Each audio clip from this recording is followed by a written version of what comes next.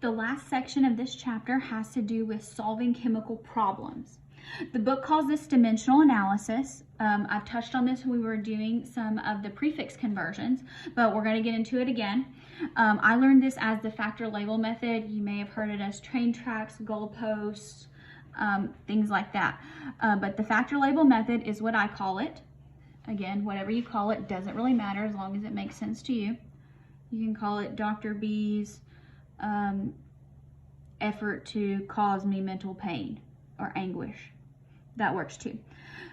What it is, it's a system of thinking that keeps track of units in multi-step conversion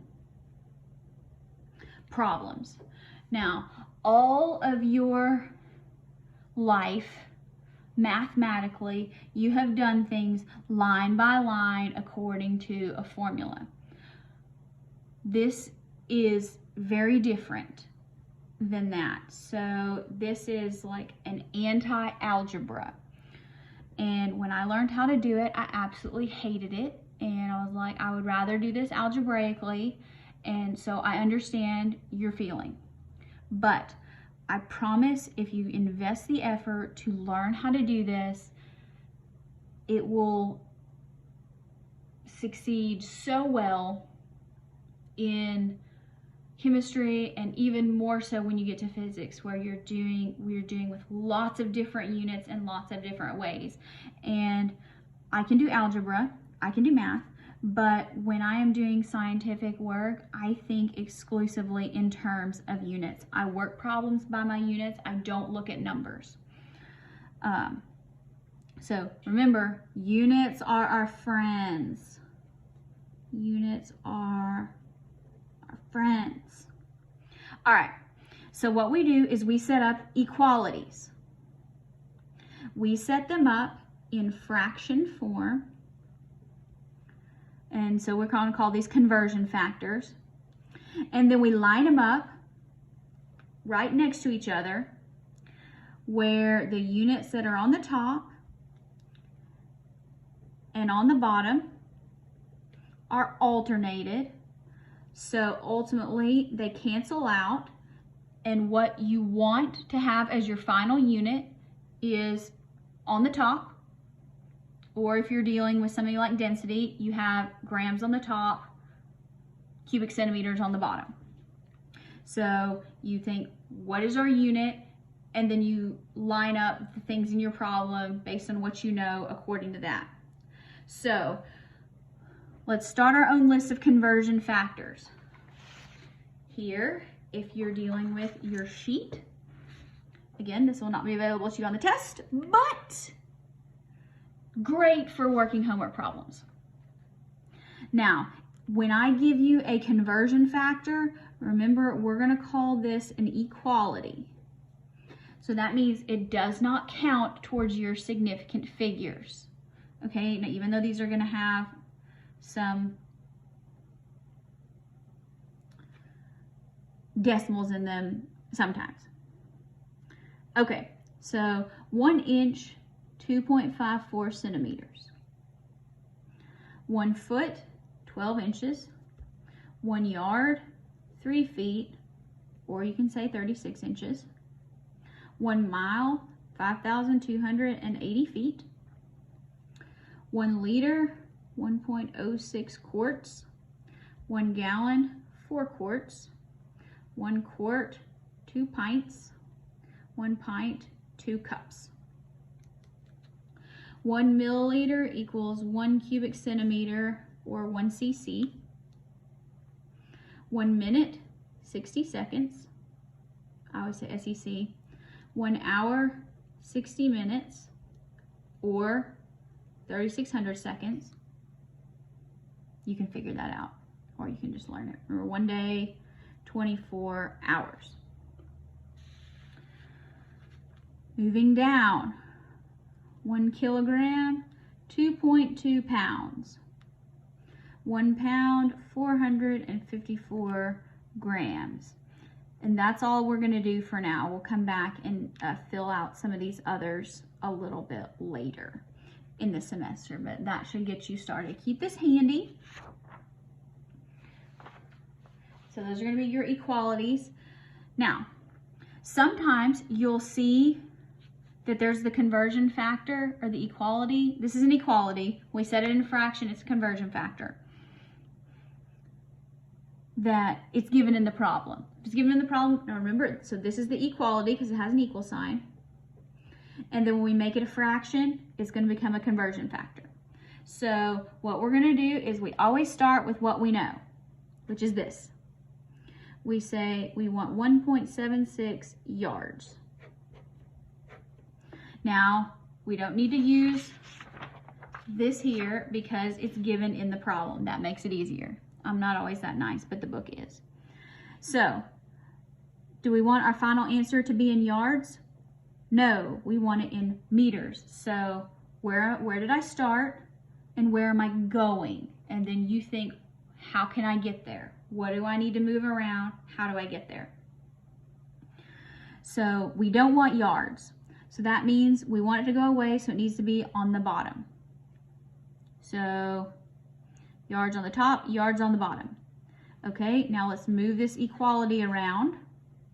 So that means 1.094 yards, and that leaves us 1.000 meters. Yards are on the top, yards are on the bottom. They go away. Meters are on the top. Let's do a quick unit check. We want meters as our final unit, so we're done.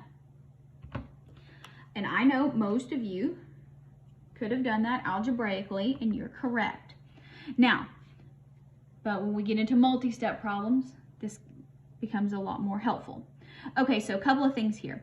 When I'm doing this on the calculator, I always multiply everything on the top first. So 1.76, that's not right, 1.76 times 1. Or maybe not. And then I divide, and I hit enter between everything as I'm dividing. But this time there's only one, so 1.0994. Okay, do not write me this whole answer. That is not the answer. Use significant figures. So, putting this together, using significant figures, this is an equality, so it doesn't count. So that doesn't count towards your significant figures. How many significant figures should our final answer have? If you said, Dr. B, we should have 3 because this has 3 significant figures that we started with, you would be correct. All right, so that would be 1, 2, 3. So we're going to drop this 8. Do we need to round up? Yes or no? Yes, we do. So that means 1.61 meters. And you better include that meters because units are our friends. Let's do a couple more of these. All right, let's convert 154 centimeters to inches. Here it gives you the equality. Again, if you expect me to give you all of these, you will be sorely lacking. Make some flashcards. I was not given these when I had to learn it. I've learned how to successfully navigate life. Trust me, if you put in the work early, it will make your life so much simpler later. Okay, so we have centimeters and we want to get to inches, and we have this equality. So we want to get rid of centimeters, so it needs to go on the bottom. What's the number that goes with it? 2.54. Then we put the other part of the equality, 1 inch, up to the top. All right, so centimeters go away. We're left with inches. That's what we want. So unit check says we can stop here and calculate. So 154 divided by 2.54. This is not the final answer. Don't write that down. How many significant figures do we get? This is an equality, so it doesn't count. So we get 3. So we have 60.6, drop the 2. Do we round up? No, we do not. So that would be 60.6 inches. Now, Let's convert 1.8 quarts to cubic centimeters. Whoa, this is going to require several things because I don't know how to get there directly, but it gives us some information here. So we start with what we're given, which is 1.8 quarts. Always start with what you know. Now we want quarts to go away, so we know it goes in the bottom. Now what do we have to choose from that has a quart in it? There it is, quart. So we write the number that goes with it, 1.057. And what's the other part of our equality? 1 liter. Quarts go away. Now, do we want liters in our final answer? No, we do not. So we want liters to go away. We've already used that, so you can mark it out. Where else do we have liters? Right here. So write the number that goes with it. That would be 1. And the other part is 1,000 milliliters. That's what goes in the top. So we chose to put this in the bottom, so this has to go in the top. Now, do we want milliliters in our final answer? No, we do not. So we need milliliters on the bottom. And let's find what else we have. 1 milliliter is 1 cubic centimeter. Okay, so the number that goes with milliliters is 1. And the other part of that is 1 cubic centimeter. So milliliters are gone. So you just work it step by step until you get to the final unit that you want. All right, so we do a unit check. We're done. I know I tend to always draw a little bit of an extra line. So, how many significant figures does our final answer have? You should say 2, because this is an equality. It doesn't matter for significant figures. This is an equality. It doesn't matter for significant figures. And this is an equality. So these don't matter. The only one that matters is this one, and that's 1.8. So 1.8 times 1,000 divided by 1.057.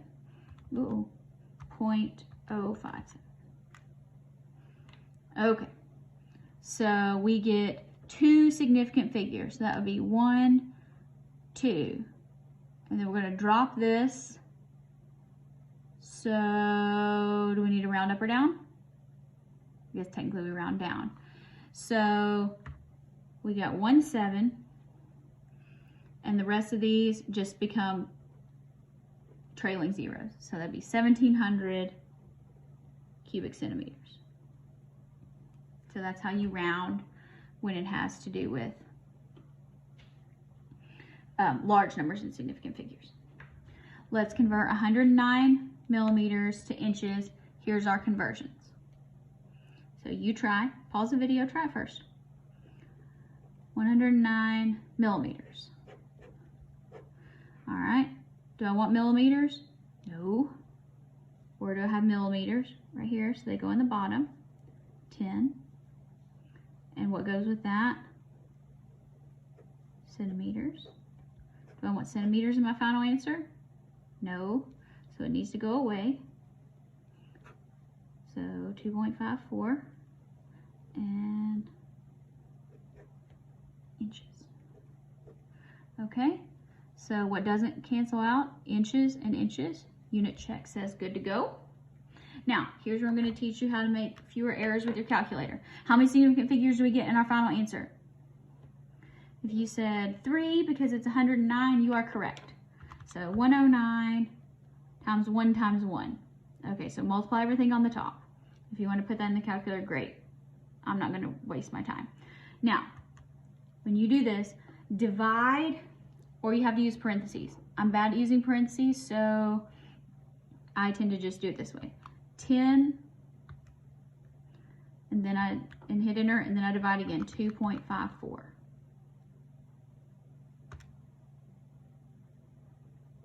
right, how many significant figures did I say we get? 3. So 4.29, and then we have this 1 that we're going to drop, so we don't have to round up, and that would be inches. All right. Why don't you try the next few of these on your own, and then check yourself. And in the next video, I'll talk through them.